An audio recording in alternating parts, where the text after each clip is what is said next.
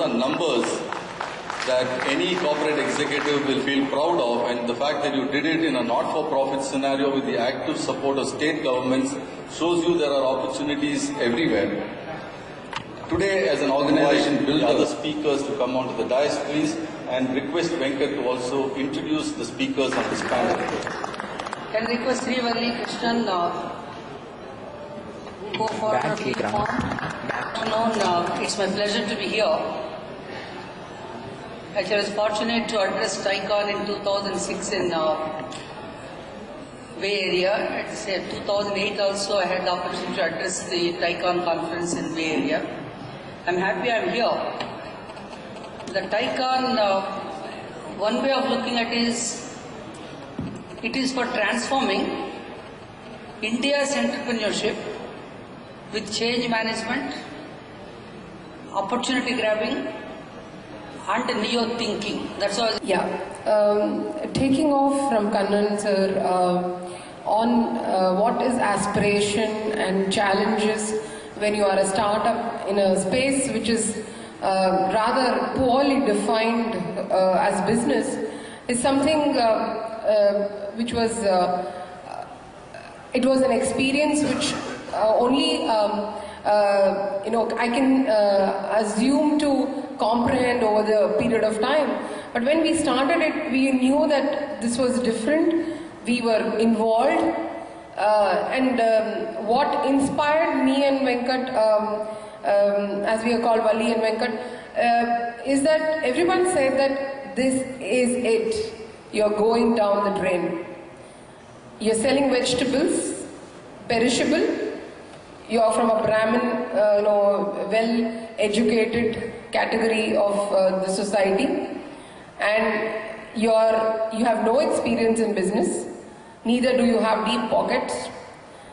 All these were the conditions which pushed us to say we should do it, because no one has done it in our family, nobody has done it in a community, and we knew that if someone is so adamant, especially our family and friends when we started, were so concerned, they were ready to start a Valli Venkat Save Fund in case we sink. And we of course utilized that fund for staying afloat, but we didn't sink. And I think that was something which we are really proud of today, 3 years down the line. We have a very volatile relationship at work and at home, because we both are colleagues and life mates, and so the tension is always there. You have to keep up with all your social commitments. So that itself was a road less traveled in our families. And when we started working with differently abled people, the farming community, the group of women entrepreneurs, especially funded through microfinance, we realized that what we are trying to do is something so many group of people are doing it on a daily basis. It's just that we happen to be educated, we know how to reach out to people, but every woman in an urban space or a rural space is an entrepreneur, and every farmer, every season is an entrepreneur, and a differently abled person is always trying to strive and prove a point on a day-to-day basis, on an hour-to-hour basis. He's also an entrepreneur. So it was a privilege that we were able to connect all these people and bring about an organization called eFarm, that is basically enabling farmers reach markets. We are able to reach farmers' produce to the markets in Chennai. Now we are expanding to other states. And we realized that the issue we thought was new, we are addressing. Every time we go and meet someone above 40, above 50, above 80, we realize that generation after generation, this has been the problem. And when people told us we can't do it, especially our investors were very skeptical. And when we were trying to get equity as a normal business, everybody said, why don't you become an NGO? Why don't you're selling food, you're working with differently able, you almost look like charity. So why don't you be an NGO? Why are you a public limited company? But that's what kept us sticking. So the road less traveled for us as a company and the group from 3 to 40 today, and the number of farmers we are getting involved, to moving from 10 to a couple of hundred to a couple of thousand to a lakh, is actually something which is inspiring us on a day-to-day basis. Every time we see more people, we say, yes, we can make the difference. If somebody says it cannot be done, it's something we want to do and say, yes, we can do it. That is something which we want to do because of, we are footing food bills every day, every day it goes up by 100 rupees. So we said that if you are in this business, you'll at least get some subsidized food for our own family. That's the, pet ka sawal hai, they say, at the end of the day, vegetarians, we have to look after the prices. So, and I think I'll pass this on to Hema now to understand what she has to say about. Thanks, Wali. I think first mentioning about risk. To me, any business, what is paramount is a viable business model. If the business model is not there, even if it makes money, I think no. Thank you. Having understood on that, using a different lens, I would like to ask you now, because road is less traveled, nobody has seen what kind of aspirations, if you were to put, how people have laughed at you, how will you do it, how will you achieve it, and what kind of risks you were to take, can you share it? Yeah, actually in my case, when we started with the goal of developing what we called as rural ATMs,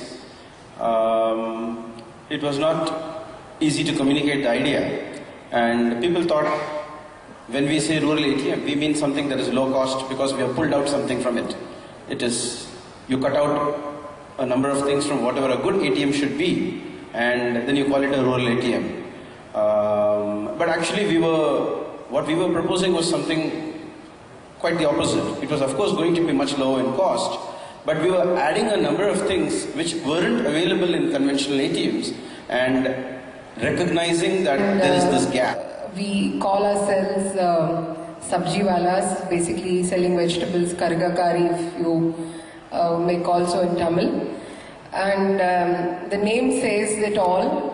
We have travelled roads, we had less travelled in terms of geographically, mapping out entire Tamil Nadu and then Chennai and our own backyards, which we never knew. And the way we saw it and the way we perceived it changed a lot since we started the journey in e-farm, me and my husband Venkat.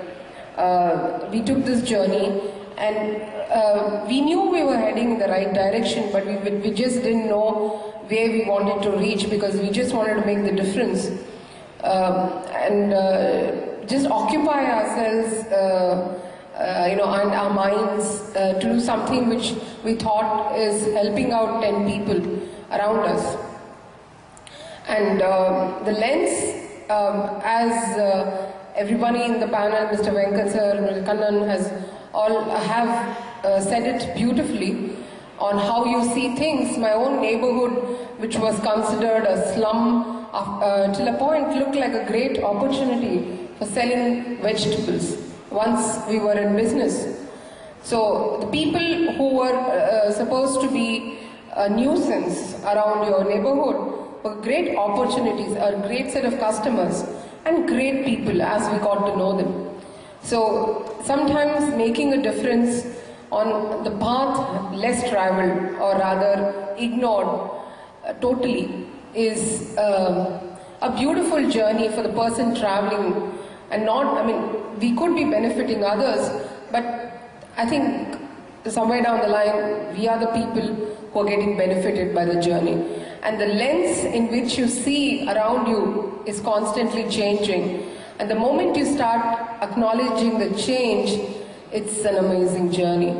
And I would like to understand the other panelists, how they see this journey in their own businesses. I think next is Hema,